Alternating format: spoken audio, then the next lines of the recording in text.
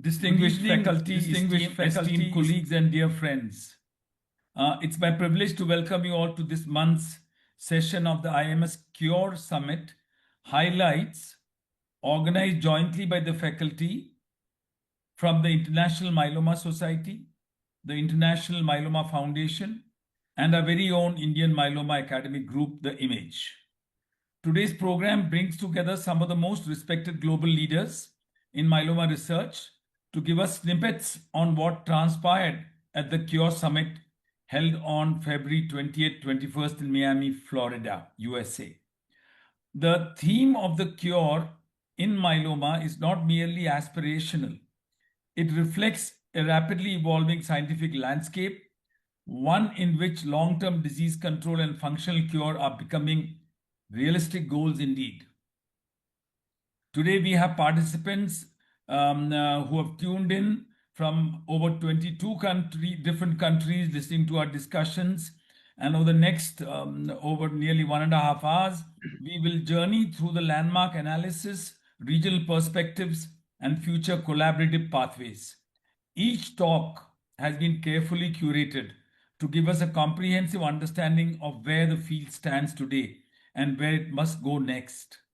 I encourage all participants to engage actively, reflect deeply, and consider how each one of us can contribute to this collective mission.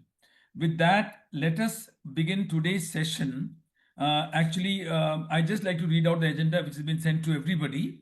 We have the IMS definition of cure, which will be, I will introduce the speakers, but I'll just highlight the topics by Dr. Nikhil Munshi, then highlights of IMS Cure Summit and Landmark Analysis 5 and 10 year of Indian myeloma patients by Colonel Uday, and then the Indian perspective of cure in myeloma by Dr. Pankaj Malhotra, and the Asian perspective of cure in myeloma by Dr. V. Jo. And the 5 and 10 year landmark analysis of the Asian multi-country database by Dr. Chandramouli from Singapore, and studies to be planned in Asia in line with cure in myeloma, which will be present by none other than Dr. Shaji from Mayo Clinic. Now, I would just like to say that the first talk by Dr. Nikhil Munshi is indeed the foundational talk, and he needs no introduction to this forum. He's been there so many times, but in the traditional way, I would just like to highlight that he's one of the leading lights in this domain of multiple myeloma, and he's the director of basic and correlative science in the Jerome Lippa Multiple Myeloma Cancer Center, and also of the multiple myeloma immune effector cell therapy, and a professor of medicine at Harvard Medical School, Boston. So with that, I would invite Dr. Nikhil Munshi to please deliver his first talk on the IMS definition of the cure, which is we're all waiting to hear. And I would request the speakers, in the interest of time, to just stick to the time portfolios allotted to all of us. Thank you very much. And once again, welcome to this very important meeting. Dr. Nikhil. Thank you so much, General Nair, for this introduction to the topic and my introduction. And it's really great to be here, and also for selecting this topic for discussion, because it's been one of the missing piece in myeloma, as you would see, and as we will discuss in a minute. So we had this meeting in Miami by our society to discuss and decide what would be a cure in myeloma be like. And the reason, are you seeing my screen? Yes.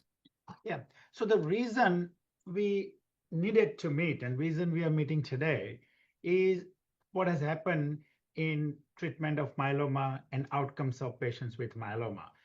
For many years, myeloma was first described in mid-1800s, and it was, of course, uniformly fatal. And for 150 survival curve, the plateau happens at a different time points. They're not all at the fixed time. You could see it at 3 years, 5 years, even longer.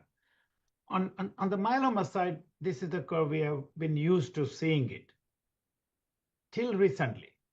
Now we are beginning to see where the curves, and this is partly artificially generated curve, partly based on some data, but we are beginning to see proportion of patients who are not dying or who are not relapsing following the treatments they have been getting.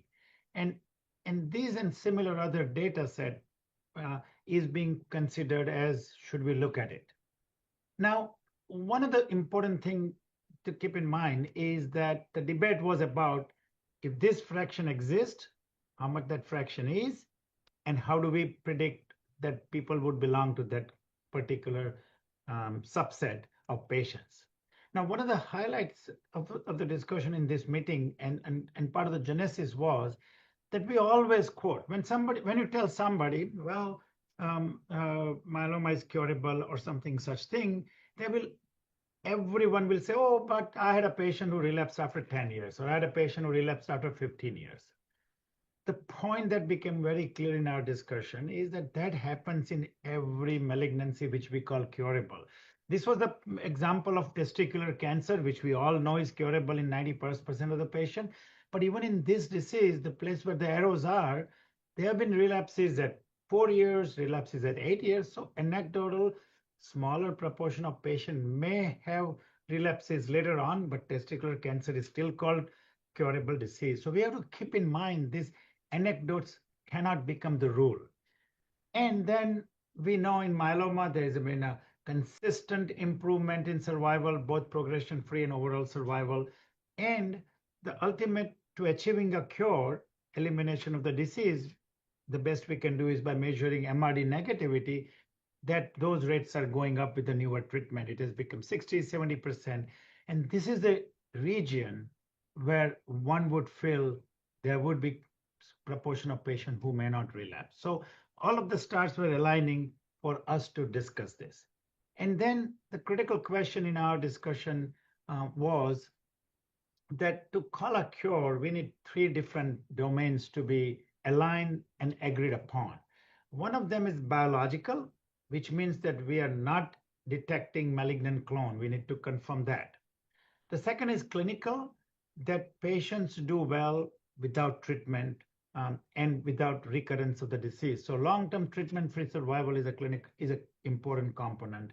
And then the third component is that statistically speaking, the curves show what we have been used to seeing in other curable malignancy. There is a plateau in the curve that we need to consider. So these are the domains which will provide a credible declaration of cure. And this is the starting of our discussion. And what we were charged with in our meeting was that we want to achieve this. And one of the important component is, which is also has been discussions at every level and with people with great expertise in myeloma. Well, there is a control. Why do we need a cure? And we can debate it here as well. The point is here we are discussing life without the disease. So yes, patients, there are lots of our patients. We all have many patients who develop MGUS-like state. But the purpose here is to eliminate the cure and existence without any clonal protein, any plasma cell. And that was the charge. We want that condition. We are happy with control if we don't get a cure, but not as a weaker definition. And we have to learn from the other people with expertise in other diseases, testicular lymphoma, this and that. And then important part of this meeting was that myeloma, it was the first community, believe it or not, to have a formal discussion to define a cure. We had experts from many diseases, and I can tell you who they were: from testicular cancer from Indiana, from Jim Armitage for lymphoma, the wonderful German colleague Berschmann for Hodgkin disease. They all cured their cancer. So we're learning from them, and we need a very rigorous evidence-informed definition. So, so the point was that we need to use our current state-of-the-art therapies, biologically and clinically defined, and look at the statistics, and then explore the integration of all this to come up with a definition. And just the point below was that there is an increase in talk about cure in myeloma. I won't go through the meetings, the discussion, I do not have a marker for my time, so I don't know I'm slow or fast. Please remind me. But the point ends up being that we had a lot of data presented by all various group in the first 4 hours, all group with long follow-up to understand what we did before. And then we had what was called, what should be called a cure. And this is where we define what would we think is the current definition should be. Then there were discussions about patient subgroups who might be more inclined to be cured. And then patient voice was critical component. What do patients think? That was one of the most touching session of what it meant to patients when they are told that, well, you might be cured. And then we learned from the other malignancies that there was a hug of contagion, talked on leukemias, etc. And so that was very insightful group of discussion for us to learn from them. The last session was where we were looking at what are the curable concepts, which treatment we think today might cure the most patients or get us the best. And that was also very meaningful. And then we had a conclusion. So I'll just go to very quickly some of the data, and I'm not going to go into the details. You just see the curves. That's all my purpose is for sake of time. But a lot of people discussed the data, and you could see that when we looked at this patient, and these are all either progression-free survival, not overall survival. That's not as important. Patients should not relapse. And the progression-free survival curve you could see, this is from GEM 2000 study, got old-fashioned treatment with transplant and interferon maintenance. Proportion of patients are not relapsing beyond 10 years and out. This is myeloma 11 study, very beautiful study from the British group. It shows the plateau in the curve, and the plateau goes up with the age. So younger people had a higher chance of getting a plateau versus older people, 80 and 70 here. And the proportion of fraction less than 60 was 0.16%, and it increased. We had a wonderful discussion on some of the other studies where we are not seeing it at the earlier time point. Another GEM study, you could see the curves are flattening out in this patient population. If you look at more than 5 years treatment-free survival from CAR T cell, the curves here are not yet plateaued, but they are becoming flatter. And then finally, we had a wonderful discussion by one of the top statistician for myeloma. And he has begun to show that if you have 3-year, 4-year, 5-year sustained MRD negativity, Dr. Jagannath presented this data, so the flat line at the top, and that may be people not responding, and this is a PFS probability. And using the real world data from Arkansas study for many years, which we were lucky to be part of in early 90s, you can see the curves going up. The cure fraction from 6% was becoming around 25%. So this was the whole group of data. I'll just give the final results of what we concluded and what we agreed upon as a consensus. So the proposed definition of cure, that patient could be either newly diagnosed or relapse, doesn't matter. They must achieve a sustained complete remission by standard criteria. They must be MRD negative at 10 to minus 6 sensitivity by either of the method. And MRD negativity needs to be sustained for 5 years without treatment, without any therapy, irrespective of length of previous MRD negativity. While on treatment, you could be MRD negative, fine, but there should be 5 years without it. And there should be at least 4 MRD assessment during those 5 years, the last one being at the 5 years and nothing positive in between. So that's strict definition. And by functional imaging, either PET-CT or diffusion weighted imaging, at least at the beginning of 5 years and the end of 5 years, they should be functional imaging negative. That's our definition. There was also a proposal that we should study other parameters so we can improve upon this or make it easier. So we will continue to study mass spec band method. We will study circulating tumor cell. We will look at immune recovery, etc. But those are not yet to be included in our definition. And so finally, what we believed is that there is the cumulative data suggests that currently on an average, the cure ranges between 5 to 30% depending upon various features, patient age, patient's treatment, the risk features, etc. These numbers are therapies utilized 10 years ago. So probably this number may be higher today. We don't have that follow-up yet to be certain. And there's been ongoing work on that. And the final slide, is that the cure fraction varies according to therapy. We have to keep it in mind. The impact of the age, and the higher this disease may be associated with lower cure. Again, needs continued follow-up. So the final slide is that this is what we were lighting in our paper. All of you have done it. I have done it. We will. First line of our paper would be myeloma is an incurable malignancy. What changes now in our mind is that we are beginning to talk more about cure. This is a PubMed from early 1950s to late. We talk more about cure. And so from now on, what we told everybody, the first line in your manuscript should be that myeloma is a curable malignancy. And the details goes there. So I would stop there and let's have discussion. Thank you so much.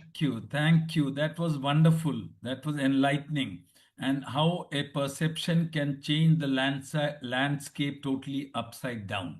So all the first paragraphs in the future articles will hopefully change and change for the better and bring more hope to such a large number of patients. So we will have the Q&As, after a few more talks. So the next talk is on the highlights of IMS Cure Summit and Landmark Analysis, 5 and 10 years of the Indian myeloma patients by Colonel Y. Uday, who everybody knows, who's the dynamic secretary of IMAGE and also is a professor of medicine and hematology at the prestigious Armed Forces Medical College, Pune. Colonel Uday, please. Thank you, sir. So I would be presenting my slides on the Indian patients 5 and 10-year landmark analysis. So a snippet of this was presented at the IMS Cure Summit as well. So before I go ahead with this results which I'm going to showcase. So we had taken not all the institutes which are participating with the IMAGE database. We have taken only 2 major institutions, that is Armed Forces and the PGI Chandigarh data to analyze this.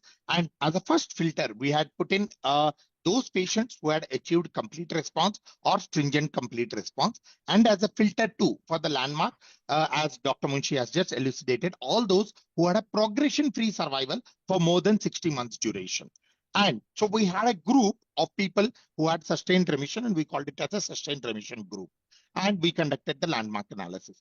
Now, before we get into the results, we need to understand something. So when we are talking about patients with 5 and 10 years survival, that means we are looking at those patients who are actually treated in the early 2000s for this particular disease, or 2010 to 2015 for this particular disease. So the availability of drugs in the country at that particular time was much more archaic when compared to what we have currently available in the Indian markets. So this is a geographic distribution of the patients with gender male predominant population that we had. And there's obviously a referral bias to the tertiary care centers in the National Capital Region and Chandigarh, so the 2 union territories. So this is a distribution of the age of this population, wherein we had the peak incidence of 60 to 70, whereas we had a substantial population who were aged between 20 to 60 years, and approximately 40 to 50, we do have some peaks here. And in fact, we from our country have around 7 publications on adolescent and young myelomas or published or presented from various institutes of this country. So that's one highlight wherein which shows that we have a good substantial young population wherein we can really talk about this cure concept in the future with the changed way of managing those patients. Now, late presentation is a norm in our country, wherein the dominance is ISS 3. And when we look at the disease subtypes or the isotypes, is the IgG kappa, which predominates. And many of the patients, they present with end organ damage. We hardly have patients across institutes presenting with smolderings or with MGUS. It's primarily patients who come with end organ damage at the time of diagnosis. Now, you would also see in our database that there is a surge of patients between 2015 to 2020. This is primarily because of the establishment of IMAGE as a society, of creating databases, contacting various centers and trying to get the data from that particular area. So when we do a landmark analysis, having such surges of patients really skews the data sometimes or tries to misinterpret the information. And at that particular point of time, when we had collected the information, most of these patients were on BTD protocols. So with that information, let's go ahead and look at the 5-year landmark. So if we look at the PFS curves of the Indian patients, these are the PFS curves that we have. And what is the shaded phase is what we are going to discuss further. So if you look at these patients who have survived or who had a PFS of more than 5 years duration, they are those who actually came to the hospitals earlier. So on the left hand side, I have shown what is the general population, the stage 1, stage 2, and stage 3 ISS. And whereas on the right side, I have shown that the landmark survivors predominantly have stage 1 and 2 disease. So this clearly tells us that those patients who present early to the hospital have a higher chance of getting cured.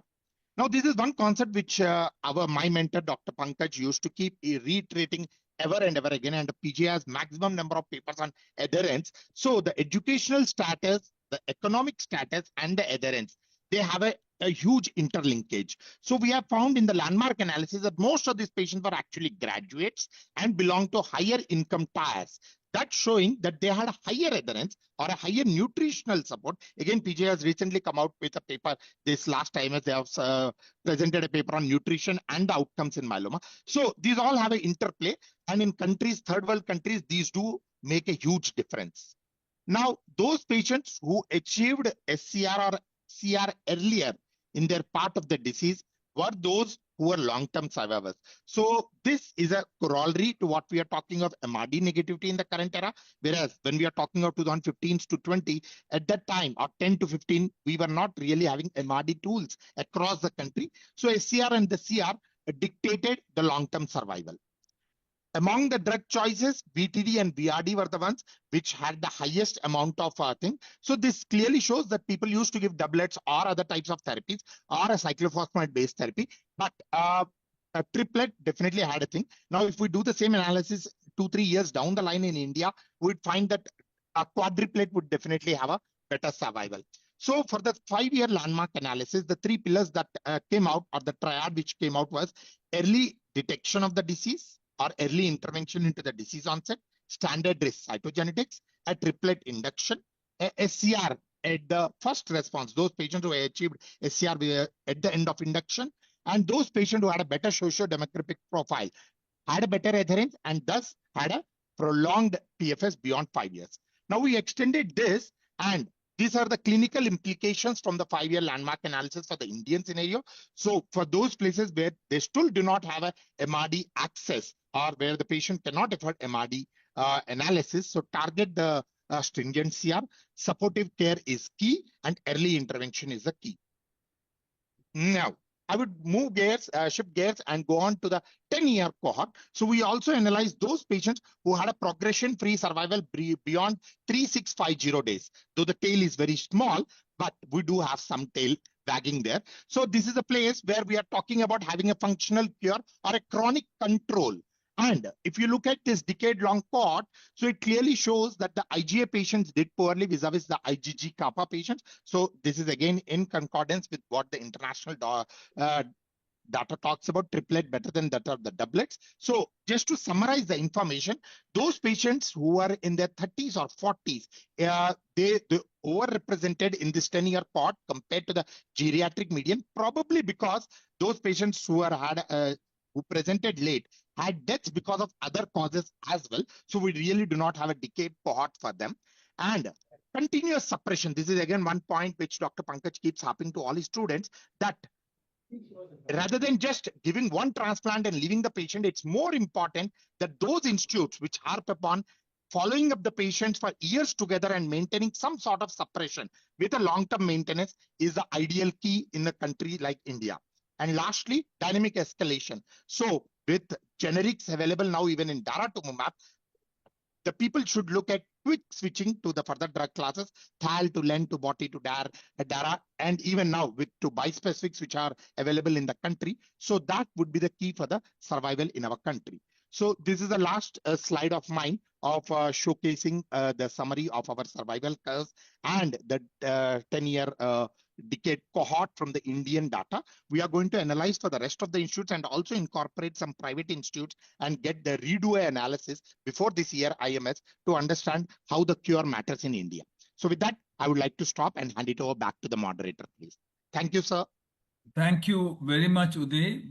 That was a quick, crisp, and brisk presentation where you did show us good Indian data covering both the 5 and 10 years. And we will now move on to the Indian perspective of cure in myeloma by Professor Pankaj Malhotra from PGI Chandigarh. All of you also know Professor Pankaj, who doesn't really need an introduction. Suffice it to say that he is an outstanding researcher and academician, and he's the distinguished professor and head of Department of Clinical Hematology and Medical Oncology at PGI Chandigarh. Dr. Pankaj Malhotra, please. Good evening, good morning, everybody. Thank you so much, sir, for this kind introduction. Am I audible? Yes. Okay, thank you. So, what I am going to present is the Indian perspective of cure in myeloma. And actually, instead of Indian perspective, what we did was we did the survey of the SAARC countries and thought we present the SAARC perspective of cure in myeloma. And we also, just for the the residents who are listening to cure versus control, I think as Dr. Munshi said, previously we were thinking of myeloma as a controllable disease, and now we consider as curable disease. And one of the reason for that is that previously we just have steroids, chemotherapy, auto transplant, and now we have proteasome inhibitors, IMiDs, anti-CD38 antibodies, ADC, bispecifics, and CAR therapy. And that is one reason why we are now thinking of probably the cure of myeloma. But in low and middle income countries, we have a lot of challenges, and these challenges are related to the cost of treatment, the limited access, the urban-rural divide, and the cultural differences which we face. So when we talk of cure, we talk not only from the physician point of view, we also talk from the patient perspective. So what we thought was we took the survey of the patients, myeloma patients, and we did the physician survey. So first I would present the patients, myeloma patients survey. So this was a cross-sectional online survey and through the Indian Myeloma Academic Group. In the last 1 week, we were able to get access to around 175 multiple myeloma patients, and it is a 15-item structured questionnaire based on the patient background, perception of cure, life impact, and beliefs and influences of cure narrative. The eligible respondent in this patient survey was confirmed multiple myeloma diagnosis, any disease state, and it is India-based. So we have close to 134 responses from different patients, and almost when you look at the diagnosis, less than 1 year, around 20%, 1 to 3 years, 32%, 3 to 5 years, 16%, and more than 5 years, around 32%. And the current disease status, 12% of patients know that they are MRD negative status, 23% in complete remission. Some patients are relapsed. So these were the total respondents with the median age of 60.6, the age range from 34 to 83 years. So one of the questions was, how do the patients define cure? And according to the patient's perspective, most of the patients, around 50% of them, said disease never comes back. That is, how they believe that the myeloma is cured. Otherwise, many of the patients are living normal life. Doctor says disease is cured, no need for treatment, no disease in blood test, and no disease in bone marrow. So most of the patients believe that if the disease is never returning, then they consider this as a curable. Then the question was, how many years without relapse would make you feel cure? And again here, close to 50% of patients actually said entire lifetime. So the next question was, if you are in remission but still taking medicine, do you feel that you are cured? And again here, almost 37% of patients said no. If they are taking medicine, then they don't feel cure, even if you don't diagnose, even if they don't have the disease in their body. The next question was, how important is avoiding frequent hospital visits for you? And as expected, almost close to 60-70% of patients said that it is extremely important, very important, or moderate important that they avoid coming to the hospitals. Even if we say that these patients are cured, even then they have to at least visit 6 monthly or yearly to the hospital. Now, what matters most to you? And here the patients, most of the patients, said being able to work normally was the most important factor for them.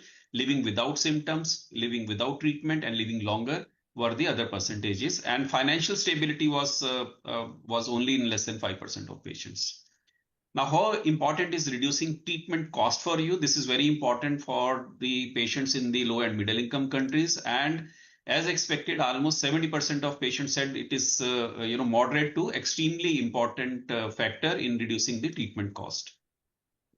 Now, how important is being off treatment for you? Again, here almost close to 70% of patients said very important and extremely important if they are off treatment. So when we consider the definition of cure, this is from the patient perspective that they feel they should be off treatment. If your doctor says myeloma may never disappear completely but will stay controlled, would you consider that as cure? Here, most of the patients said maybe control disease but not cure, whereas 1/4 of patients said yes, they will consider this as cure. When will you feel free from fear of myeloma? And here, most of the patients said when the doctor says cured or after many years without relapse and when I stop treatment. These were the factors according to the patient perspective. Do you believe myeloma can be completely cured? Here, 50% of patients actually said yes, they believe that the myeloma can be completely cured, even though Dr. Munshi said about, we till date we are writing it is an incurable malignancy. Who influences your understanding of cure the most? So we just wanted to understand the patient's perspective. So here, 60% of the patients said, if the doctor says that you are cured, then they would believe that the myeloma is cured. So here, again, in the low and middle income countries, the physicians or the doctors play a very important part in understanding of the myeloma to the patients. So redefine cure conversations. Patient define cure primarily as permanent disease elimination, not just MRD negativity. And myeloma physicians should proactively discuss the MRD negative sustained remission as the closest clinical surrogate to patient defined cure. Treatment-free remission as a patient goal, 74% of patients rate being off treatment as very important or extremely important. And TFR endpoints and MRD adapted therapy de-escalation strategies are aligned with Indian patient preferences. And this should inform trial design and treatment goals. Addressing financial toxicity is again very, very important in low and middle income countries. And leverage the physician trust. Physicians are the primary influence on cure perception for 58% of patients. This underscores the responsibility and opportunity for oncologists to set realistic, hope-affirming expectations about depth of responses and long-term outcome. And now we go to the physician survey.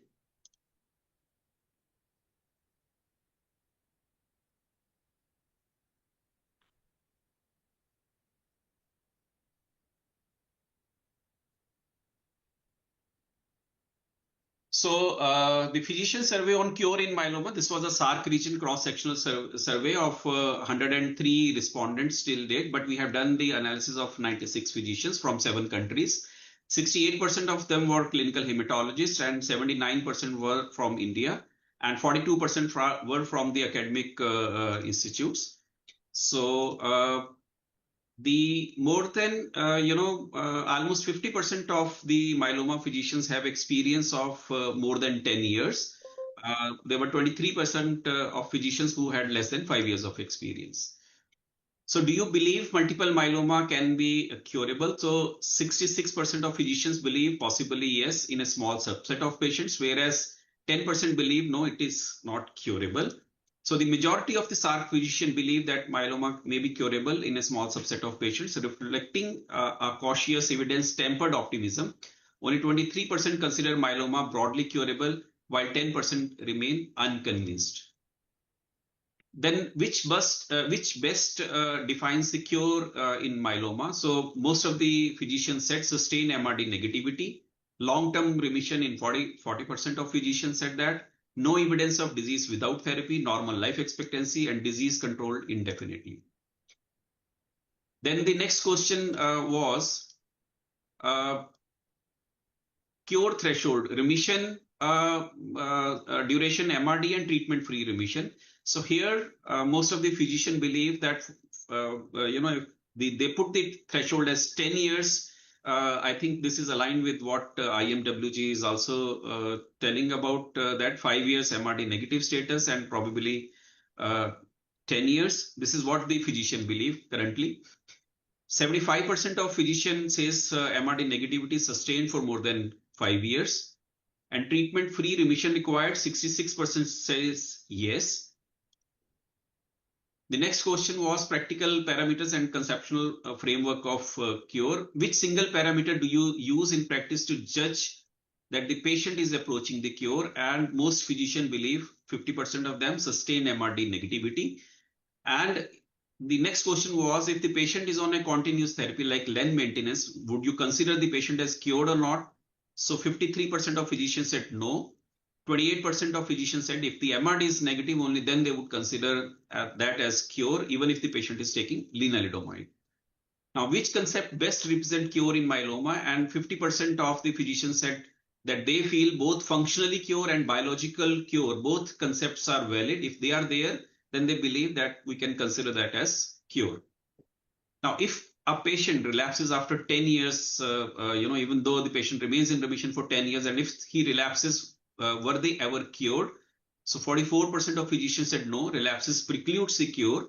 This is a strict view, as also highlighted by Dr. Munshi, and 25% of the physicians says depends case to case, and 29% of physicians said that yes, that they were previously cured. Now, the most important goal of therapy in your country, because this is a SARC perspective, because we were looking at the different barriers as I highlighted in the initial slide, that low socioeconomic status, social barriers, and access barriers. Lot of barriers are there. So we asked the question: what is the most important goal of therapy in your country? The long survival, 83% of the physicians said is the long survival, deep remission, TFR, and cure. And the practical priorities when aiming for cure was affordable therapy. So this is very important when we talk of the newer therapies like CAR-T or bispecifics, that affordable therapy is the most important practical priority when we achieve for cure in low and middle income countries. And what are the barriers, biggest barriers to achieving cure? Again, this comes to the cost of therapy and limited access to the advanced therapies. So when IMWG is considering cure for the world, then they should consider for low and middle income countries the definition of cure, the cost of therapy, and limited access also. Now, who has the highest chances of cure? Which therapies can make cure possible? So 67% of the physicians said the patients who are transplant eligible with deep responses, sustained MRD negative, standardized cytogenetics, and patient treated early in the disease course, as highlighted by Colonel Uday in his 5-year and 10-mark analysis. Therapies that make cure possible, 56% of physicians believes that it is the combination of all modalities rather than only quadruplet, MRD-guided, CAR-T, or bispecifics. So in one sentence, we asked, this was a open-ended question: how would you define cure in myeloma? And different physicians from India, Sri Lanka, Pakistan, and other countries gave the different definitions. So physician versus patient perspective on cure. Believing multiple myeloma is curable. In the physicians, 66% subset said yes. In the patient side, 50% patients said yes. Top cure criteria, sustained MRD negativity. This is what the scientific definition is. Whereas from the patient point of view, if disease never returns, then they would consider that this is the cure criteria. On maintenance, would you consider the patient as cured? Only 8% said yes. Whereas from the physician, from the patient point of view, only 26% feel cure on treatment. TFR required for cure, physicians said yes, 60%, 66. Patient 74% rate being off treatment is very, very important. Controlled disease is equivalent to cure. Only 40% of physicians accept indefinite control as cure, whereas patients, 53% reject control as equivalent to cure. The primary influencer in the physician obviously is evidence-based guidelines, IMWG definition, and MRD data, whereas from the patient point of view, the primary influencer on the definition of cure is the physician. The top practical barriers are the cost and access. The financial toxicity is very, very important from the patient point of view. So majority of the SARC physician believe multiple myeloma is curable, only in a small subset of patient. Sustained MRD negativity is the preferred cure criteria used as the primary practical that by 50% in daily practice, 75% require MRD negativity sustained for more than 5 years, and 66% physician believe insist on treatment-free remission. 53% of the physician reject the notion that patients on maintenance therapy can be cured even if they are MRD negative. Cost of therapy and limited access to novel therapies are the predominant barriers to cure. 56% believe only a combination of modalities can achieve a cure. And physician and patient prospective conversion on TFR and lifelong disease absent that are the clinical rigors of definition. So hence our regional consensus of operational cure criteria combining MRD directed therapy, TFR duration, and quality of life benchmarks are urgently needed to guide SARC practice and trial design. So finally, the acknowledgement. I must thank Colonel Uday Yana Mandra for analyzing the surveys and making these the slides, the physician slides. The colleagues in India, Sri Lanka, Nepal, Bangladesh, Pakistan, Maldives, Bhutan, and Myanmar. Dr. Gayatri from Yodhas and Miss Vinita Menon from Myeloma Friend Charitable Trust for patient-related survey, and my departmental colleagues, social workers, senior resident, and my ex-students. Thank you. Thank you, sir. Thank you. Thank you very much, Pankaj. So that's what the physician was the science and the patient was the art, where science meets art, and the perceptions are understandable. But I must say a very exhaustive bandwidth has been covered in the questionnaire, which is, I would say developing country centric, though most of the things are available in these parts of the world, but accessibility is the issue. So we will discuss this when in the Q&A session. We move on to the next talk that's on the Asian perspective of cure in myeloma by Dr. Viju. And Dr. Viju also has been on our platform quite a few times. He is a professor in medical oncology in the National University of Singapore. And he's also, importantly, the chairperson of the Asia Myeloma Network Executive Committee. Dr. Viju, please. Thank you so much for the very kind introduction. So I've been asked to talk about whether cure is feasible in Asia, and I had the opportunity to actually attend some of the sessions online. Unfortunately, I wasn't able to travel all the way across the world to the meeting, and it was very interesting. But just to say that this issue of cure versus control has been top of our mind in the AMN for several years. This was actually the slide that I used 3 years ago, where we have this as a topic of debate between myself and the late Professor Brian Dury.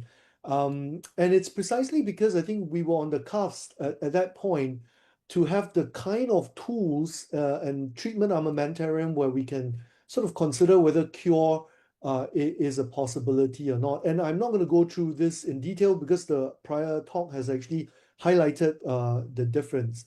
But just to highlight also, which has been agreed with other speakers, that even with very old treatment, we always have had small proportion of patients that are so-called cured within the cure fraction. The hope here with the meeting is that with these new tools that we have, can we increase this cure fraction to maybe the majority of the patient? And actually the ambitious target that is highlighted by Professor Munshi is a very ambitious target, right? But I think as with these other conditions like Hodgkin's, ALL, and so on, we need to aim high first, get the cure fraction high before we consider actually reducing the treatment intensity. Because always when you aim high, there may be a proportion of patient that is so-called over-treated. But that is actually not an issue when you haven't quite reached that yet. So that's kind of the philosophy of the group, right? And I took a few sort of concepts that was, I thought, most elegantly highlighted by Dr. Saga Lonell in his talk. And he talked about what is necessary for cure.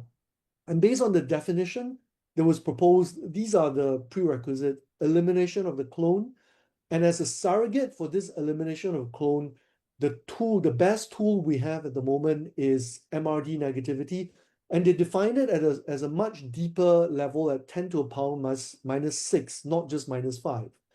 And then to show this elimination is this sustained MRD. And the question is, how long is long enough? And Professor Munshi showed very nicely some analytics that was done to show that 5 years could be a good benchmark. But this is even a higher bar that was defined because it's 5 years without treatment, right? So it's sustained without treatment. And I think that is challenging and probably only possible if you use very, very good therapy up front. And we'll talk a bit about how feasible that is in the Asia setting. And it's not just about a bone marrow sample or blood-based, but also on imaging as well. And do we have the tools? The answer is yes. And these were some slides also presented by colleagues during the meeting, because based on just upfront treatment with the Perseus data, we're seeing such high level of sustained MRD negativity, about 50 to 60%. And in these patients, you're seeing very flat PFS curve, right? Going up to 48 months. So that's certainly very, very promising. And based on the projection done by J&J on the Perseus and Cepheus data, and of course, this needs to be taken with a slight pinch of salt because this is long-term projection based on modeling. With the Perseus regimen in transplant-eligible patient, we are potentially seeing a 17 years PFS. So this is no progression in 17 years. And that's how effective it is. Then you fast forward to more recent reports like Majestic Tree, and this is in relapse patient.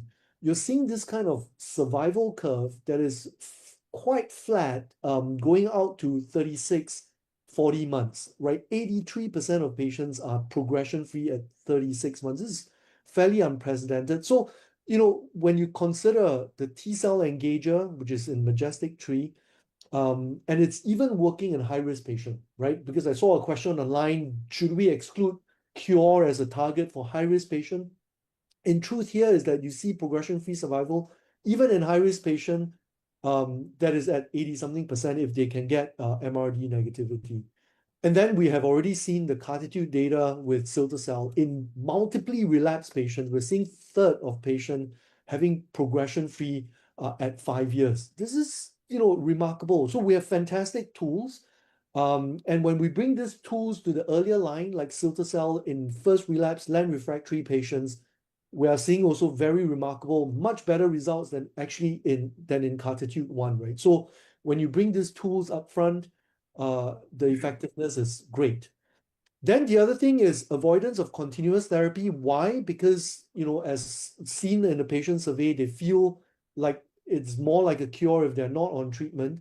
And more importantly is that the continuous treatment often will induce drug resistance. So by avoiding that, you avoid drug resistance as well. And I thought this is very elegantly illustrated by, again, slide used by Saga, where he showcased that myeloma, the problem is that you have multiple clones. But these clones may have different vulnerability and different targets. If you just use one treatment, you're always potentially going to select for some resistant clone that is very small in numbers, maybe even below MRD level, that may be a cause for future relapse, right? So this concept of rotating treatment to trying to target different targets in the different residual clones so that you achieve complete clonal eradication, I think is biologically and conceptually very attractive. And this was what he said about the future: combination sequential treatment, switching targets, not treating to resistance, limited duration of treatment, and all the backbones effective drug will be used and is not dependent on a single target. Actually, if we think about how we treat ALL, where we use different phases of treatment, different combination of treatment, this is akin to that kind of approach. And in fact, going back to how Bart Balogi started the total therapy tree, that was his idea, actually, is to treat myeloma like ALL, except that he doesn't have as effective a set of tools as we have today. So the key issue for us in Asia is how to get access to these drugs and the cost of treatment. But actually, if you think about it, if we have availability of the quartz, which I think in India you already have, and for many countries, right? And then if you think about Majestic Tree, just with Dara and T-cell engager as a second line, you potentially have a PFS exceeding 20 years there, right? And how to use this optimally. Then I would say, as my last slide, that although cure is a great target and objective, if we try to achieve cure, even if we fall short of it, we are probably getting a large group of patients into functional cure. And what I mean by this is that is it such a bad thing for myeloma patient to die of another disease, not of myeloma? And some of these patients may still be on treatment, some of them may not be on treatment, some of them may still have small amount of detectable disease, some of them no detectable disease.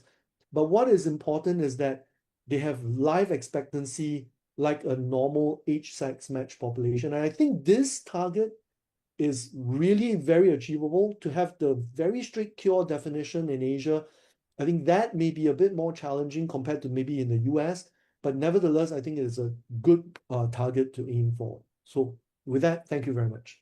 Thank you, Dr. Viju. That was very interesting to actually give the practical aspects, taking into consideration the limitations in our part of the world, and also giving your point of view, taking the extracts from the summit. But I think that was very interestingly put forward, and I think we all enjoyed your talk. We go on to the next by Dr. Chandramouli from Singapore General Hospital on the 5 and 10-year landmark analysis from Asian multi-country database. And like I said, most of the people have already participated in our platforms. So Dr. Chandramouli is very active in this field, and he actually is a senior consultant hematologist in the General Hospital and is currently the head of the Singapore Health Duke NUS Blood Cancer Center also. So can we have Dr. Chandramouli, please? Thank you very much for the kind introduction, Chandranaya. Can you hear me and see my slides as well? Yes. Thank you.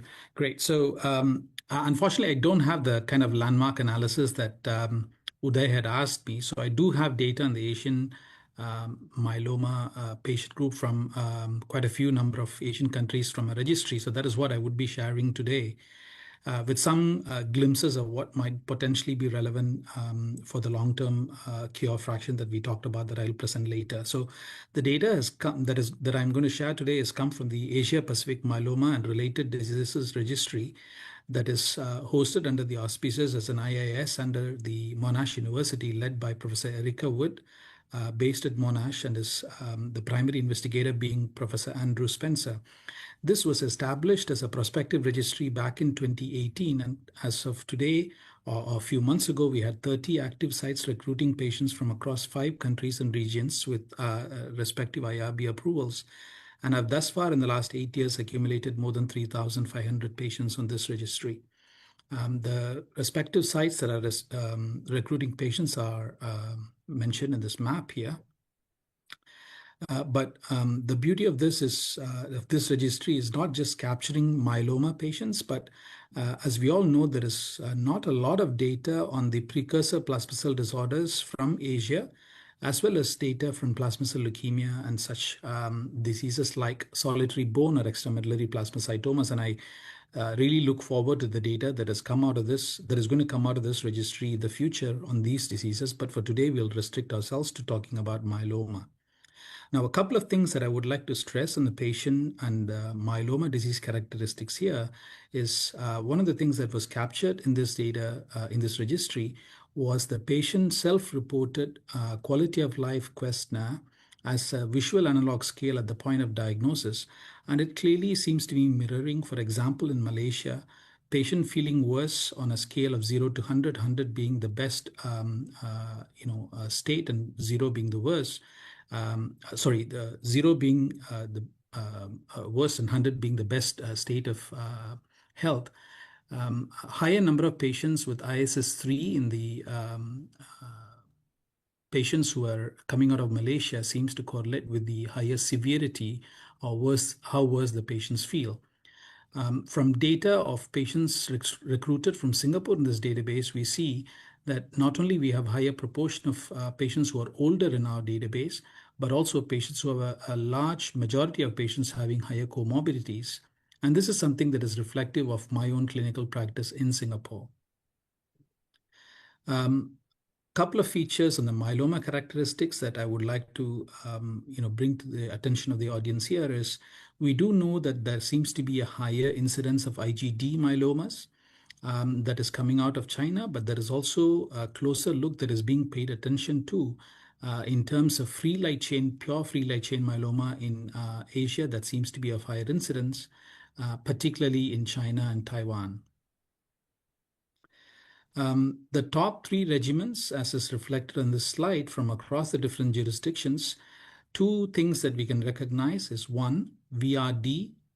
During the time when the patients were recruited into this registry, has eventually become one of the top 3 regimens, and in fact, the most commonly used regimen across many countries represented in the registry, with a smaller proportion of patients still having received, who are part of the registry, who joined the registry earlier on in the course of the years, receiving VTD.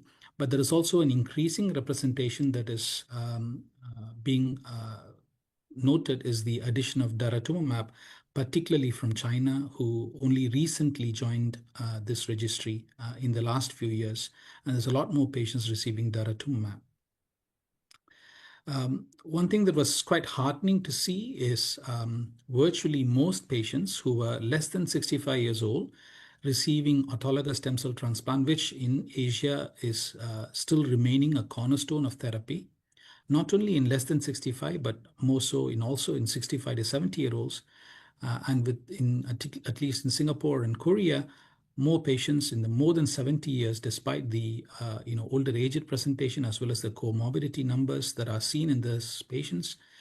And this is again reflected in our practice. We transplant most patients beyond the age of 70. The second point is also the number of responses of the top line overall responses, as we know, declines with the number of subsequent lines of therapy, essentially dropping by about 20 to 30% with each further lines of therapy. In terms of first-line responses to first-line therapy, it is quite good to see that more than 65 to 70% of patients achieving at least a VGPR or better to the combination of bortezomib as a key proteasome inhibitor in the first-line therapy with either thalidomide or lenalidomide, which is in keeping with what we would expect in these patients.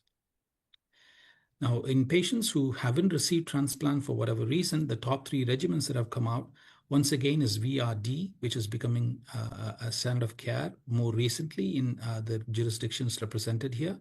Some centers do have still using VMP, for example, in Korea, as well as more recently the inclusion of daratumumab, particularly in Singapore and China. When it comes to maintenance therapy, one would think that it should be an open and closed case in terms of using lenalidomide uniformly. But when we come to real-world registries like this, there is a demonstration of difficulty in access as maintenance therapy, across the years from 2017 to 2018 onwards. And hence, we don't see uniform adoption of lenalidomide. But what is heartening to see is the patients who receive lenalidomide at maintenance, the good practice point of dropping the DEX when it comes to maintenance is reflected here, which is quite a good thing to see.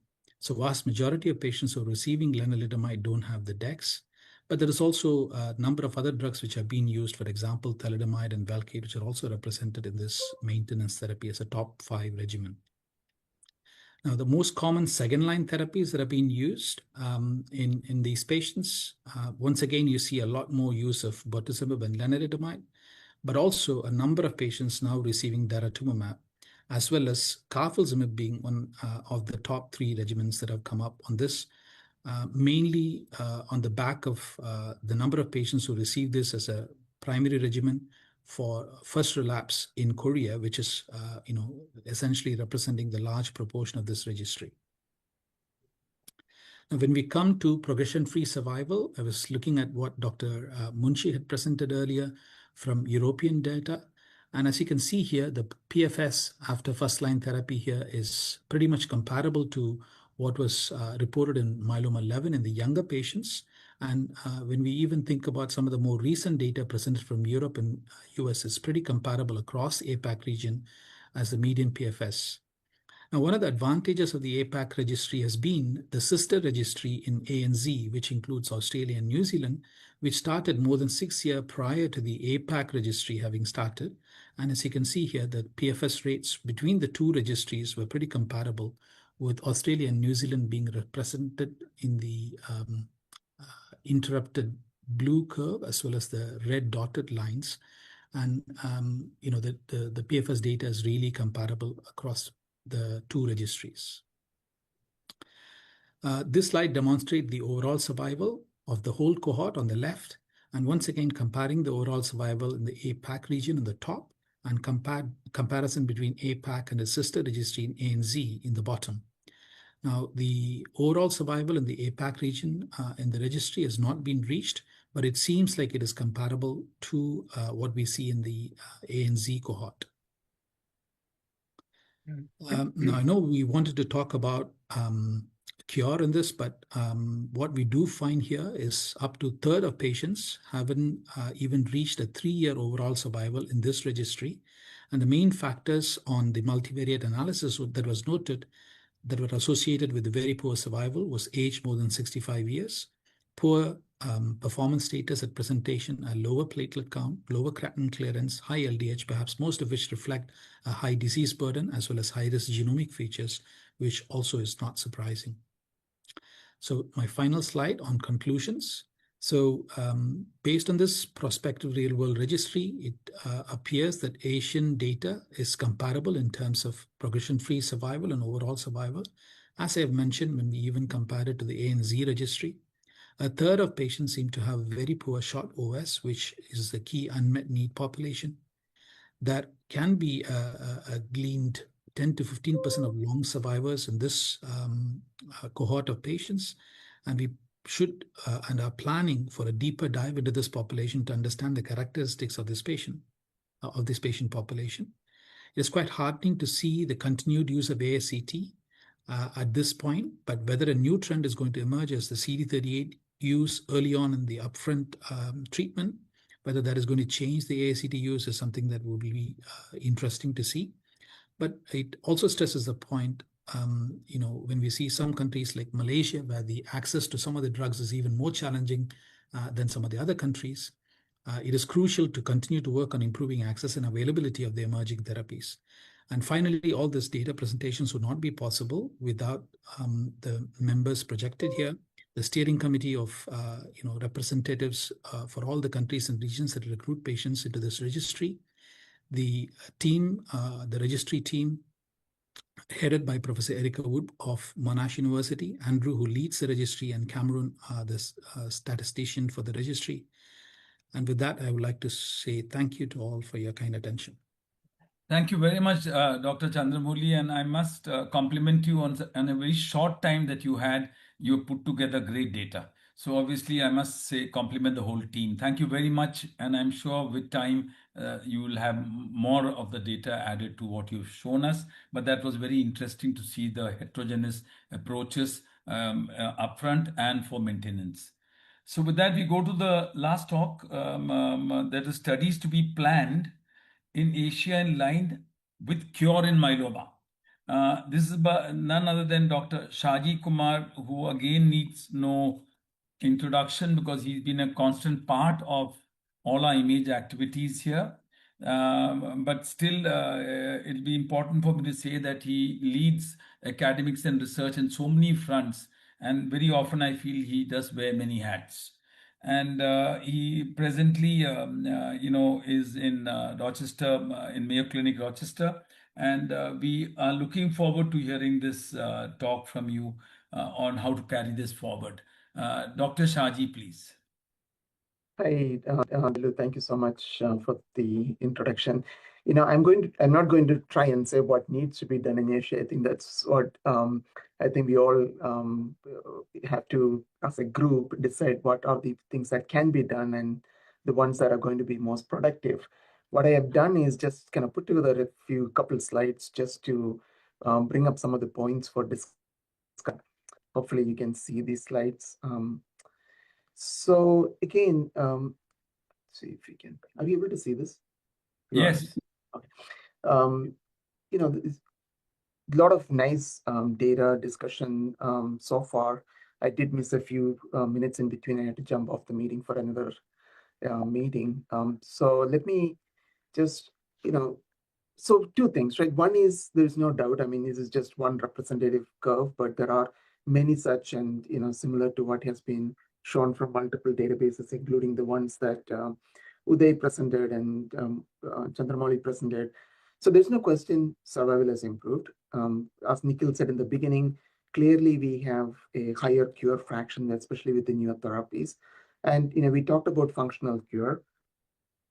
And it's very clear that we already there with functional cure, right? Even when you look at some of the patients we have treated at Mayo in the past, if you look at patients who are ISS stage 1, who is over 75, which is kind of that blue line on the top, and the dotted line is the expected survival, you can see two things. One, there is a subset of patients who have expected survival without necessarily meeting the strict biological definition of cure that we talked about in the beginning. And so this may be a little bit more of the statistical sense. And when you look at the subsequent year period, you can see that that percentage has gone up a little bit more. So clearly there are subset of people who are dying who get diagnosed with myeloma, who get treated for myeloma, but don't die of myeloma. So I think what are the questions that we want to try and answer, especially when you talk about the Asian setting?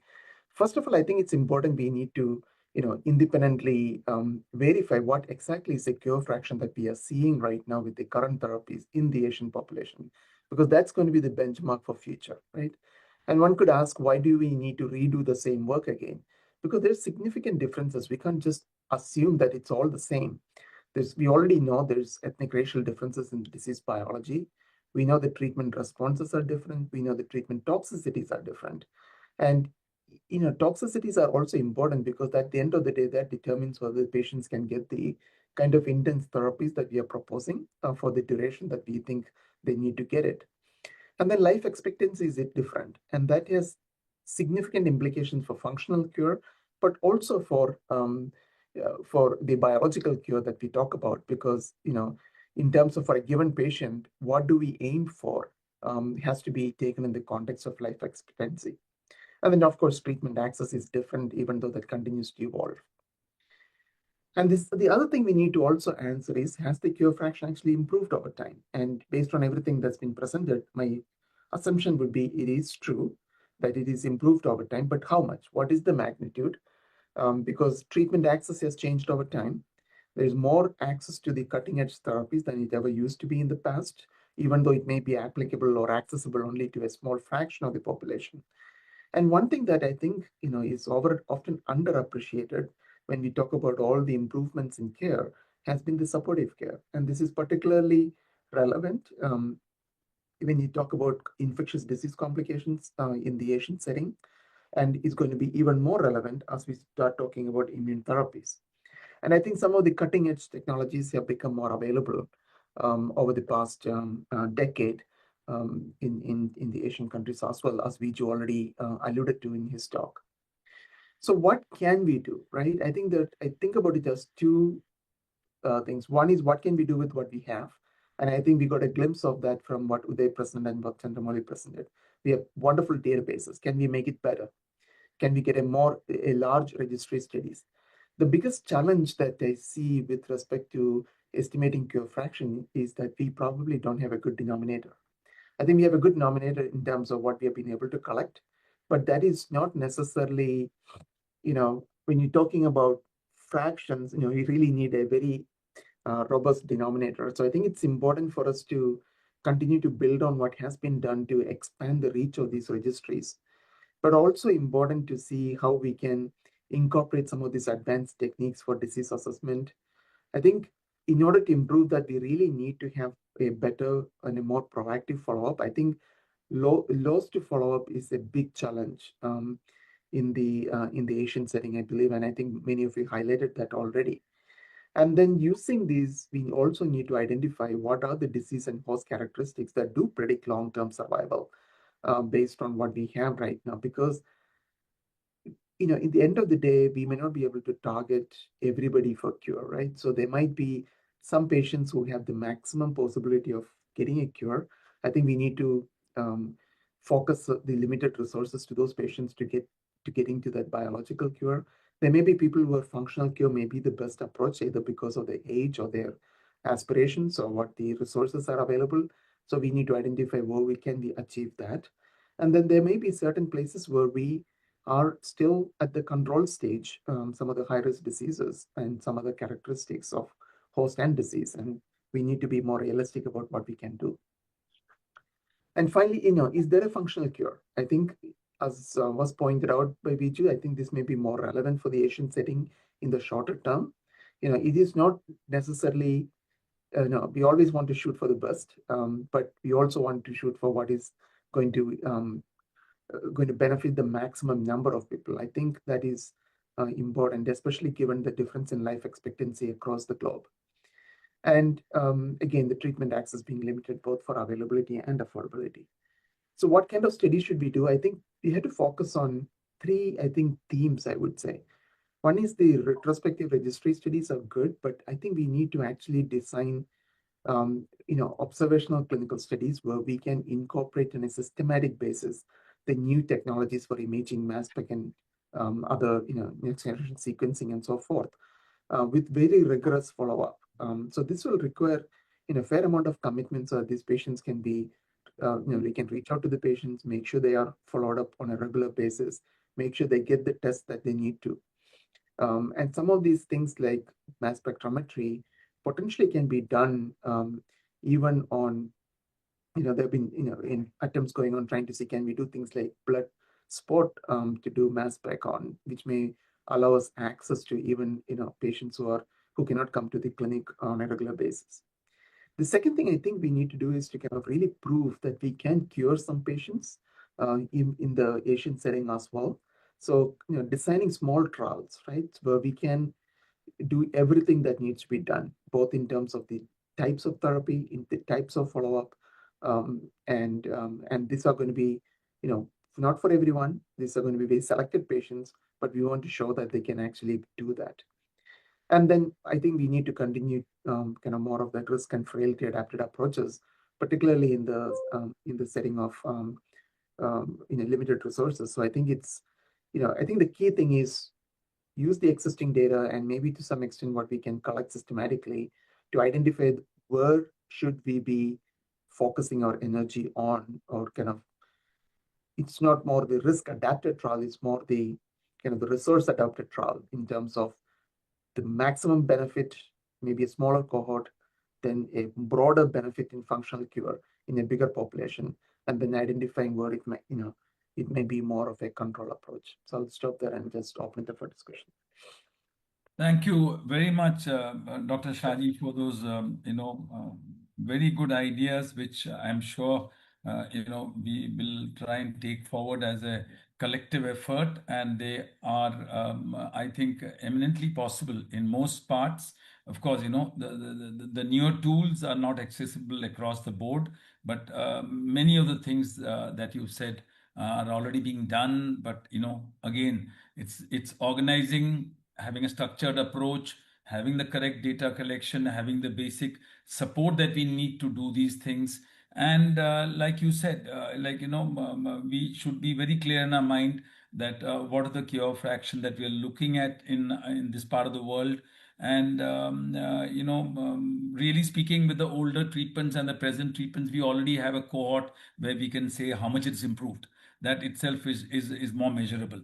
And follow-up, loss to follow-up is a practical problem, but I'm sure that also is improving with many of these, digital follow-up techniques that are being followed in various centers. And what studies we do, what you said is very practical.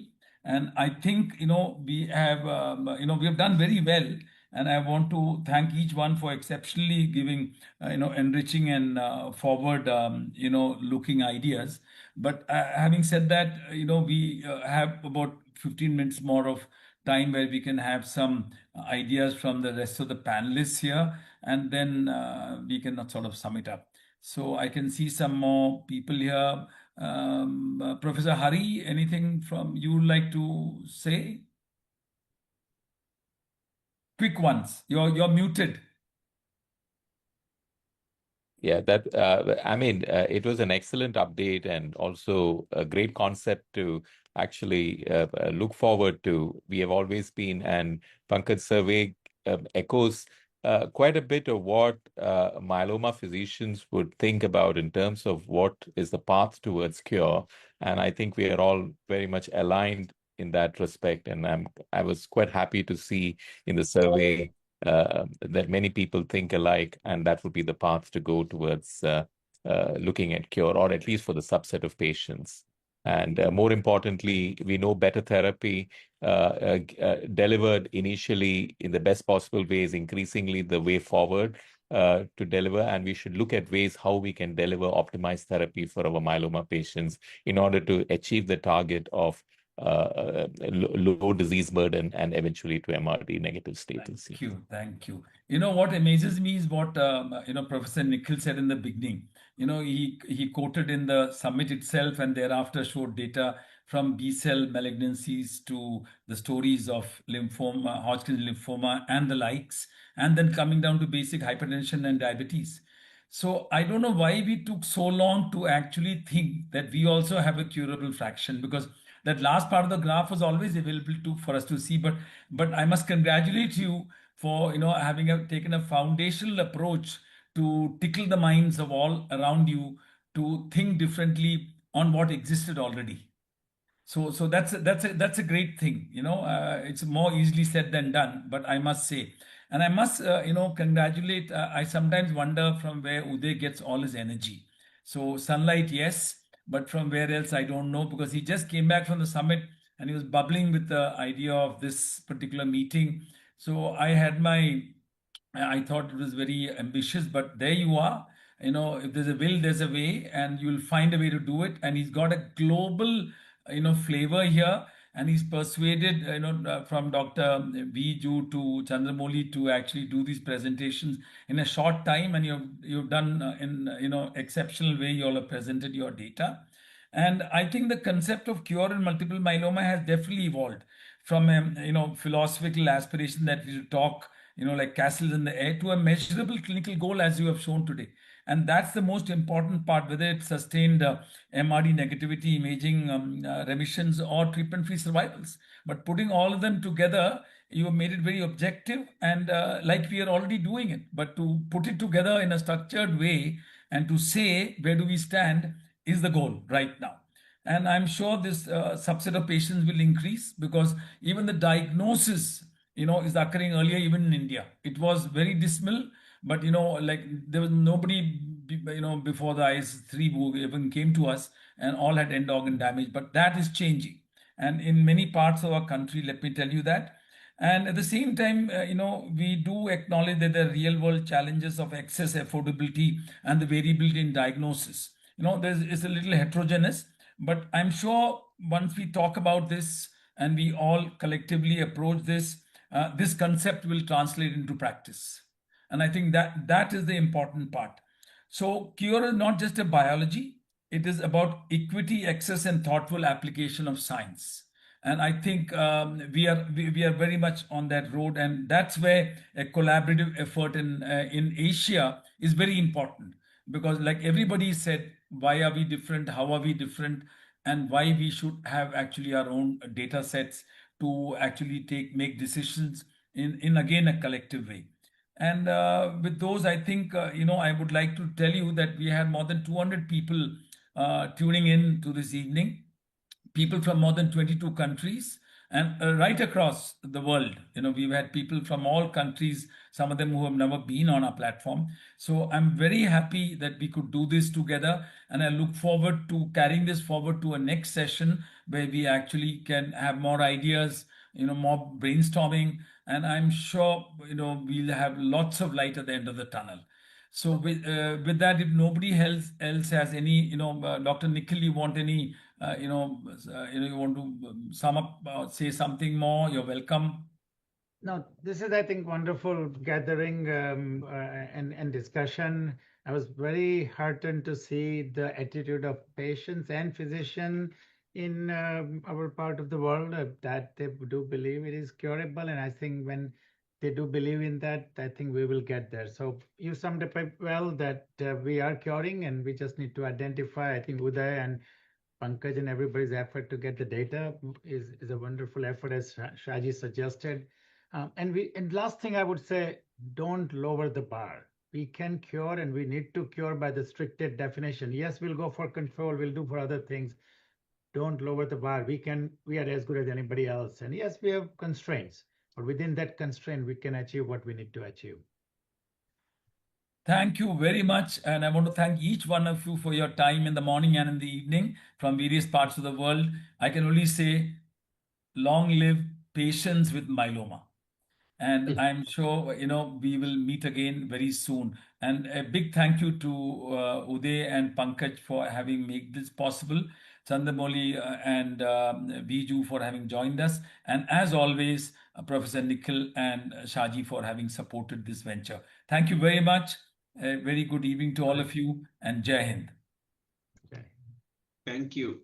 Thank you. Thank you. Thank you, sir. Thank you.